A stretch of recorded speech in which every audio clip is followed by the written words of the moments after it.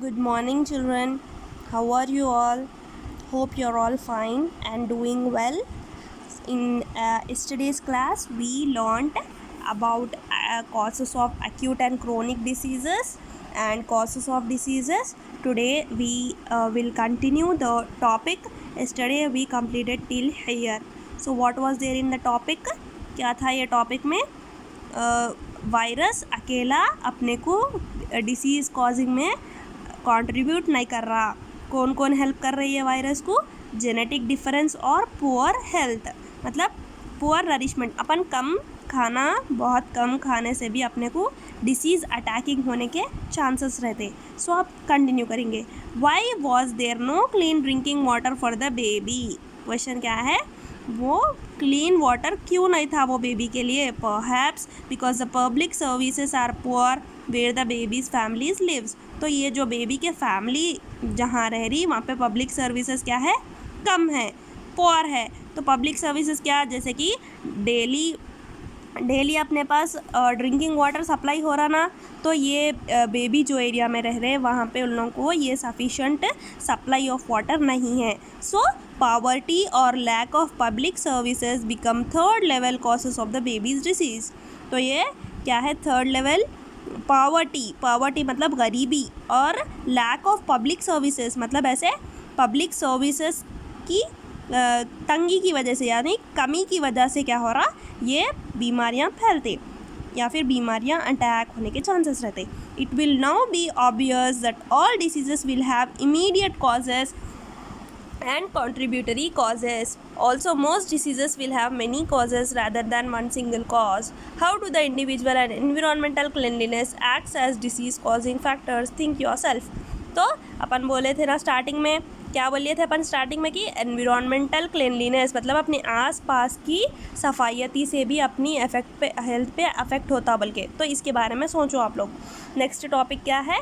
Infectious and non infectious causes. As we have seen, it is important to keep public health and community health factors in mind when we think about causes of disease. We can take that approach a little further. It is useful to think of the immediate causes of disease as belonging to two distinct types. One group of causes is the infectious agents, mostly microbes or microorganisms. तो क्या बोल रहे हैं यहाँ पे? Mostly एक cause क्या है? माइक्रोब्स या फिर micro organism. Small micro organisms क्या है? रिस्पॉन्सिबल है डिसीजेस के लिए. कौन कौन? Small micro organisms, or we also call them microbes. Diseases where microbes are intermediate causes are called infectious diseases. Okay, diseases जहाँ पे microbes रहते, ये क्या है? infectious diseases है. microbes से जो बीमारियाँ होते हैं अपने को वो क्या रहते हैं? infectious disease. infectious disease मतलब infection. This is because the microbes can spread in the community and the disease they cause will spread with them. infectious disease मतलब स्प्रेड होना, एक से एक इंसान से अफेक्टेड इंसान जिसको डिसीज़ हुई वो इंसान से दूसरे इंसान को फैलने के चांसेस जो जिस बीमारी के रहते हैं वो डिसीजेस क्या बोलते हैं? इन्फेक्शियस डिसीजेस बोलते हैं. So do all the diseases spread to people coming in contact with a sick person? तो हर डिसीज़ ऐसा फैलती क्या? Every disease? नो. क्वेश्चन क्या है? नो. हर बीमारी ऐसा एक दूसरे से नहीं फैलती. What are the diseases that are not spreading? How would a person develop those diseases that do not spread by contact with a sick person? तो इसके क्वेश्चंस के आंसर्स देखो यहाँ पे मिलते. On the other hand, there are also diseases that are not caused by infectious agents. Their causes vary, but they are not external causes like microbes that can spread in the community. Instead, these are mostly internal, non-infectious causes. ठीक है? तो ऐसे थोड़े भी बीमारियां रहते हैं जो माइक्रोब से होते हैं, बट वो एक दूसरे से नहीं फैलते. क्या है? एक दूसरे को नहीं फैलते. तो ऐसे बीमारियों को non infectious causes. For example, some cancers are caused by genetic abnormalities. High blood pressure can be caused by excessive weight and lack of exercise. You can think of many other diseases where the immediate causes will not be infectious. For example, थोड़े बीमारियाँ क्या है?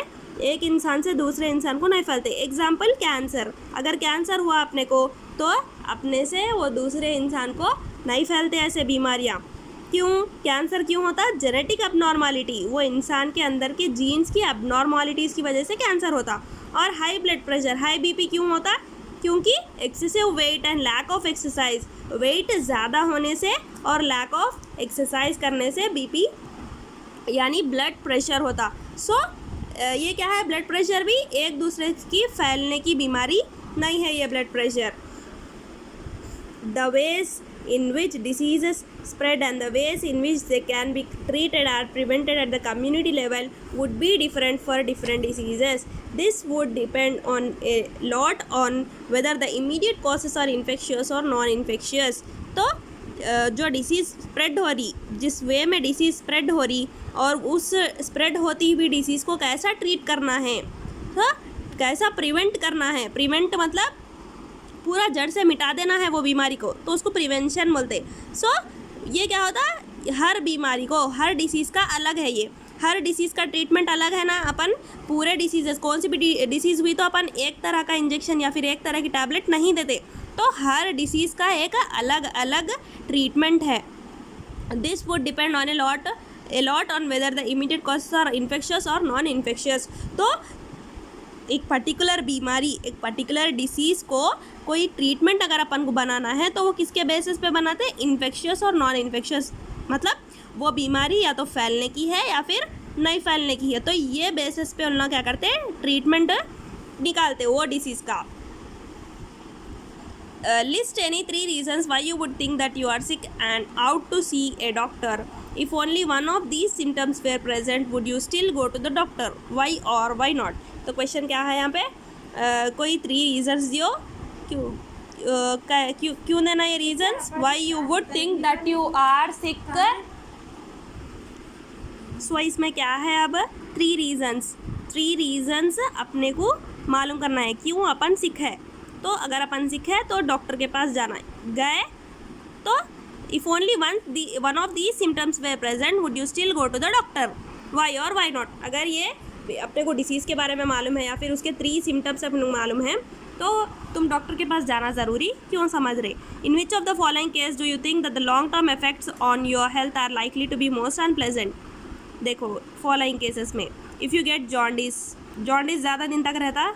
Yes, if you get lice, if you get an acne, ये short term है acne का। Acne मतलब क्या है? ये एक्ने मतलब पिंपल्स। So why? इसके क्वेश्चंस के आंसर्स आप लोगों को देखो ध्यान से मालूम होता। कुछ भी डाउट्स है अगर तो मेरे को पूछो, ठीक है। We end this topic here only children now. Bye, thank you.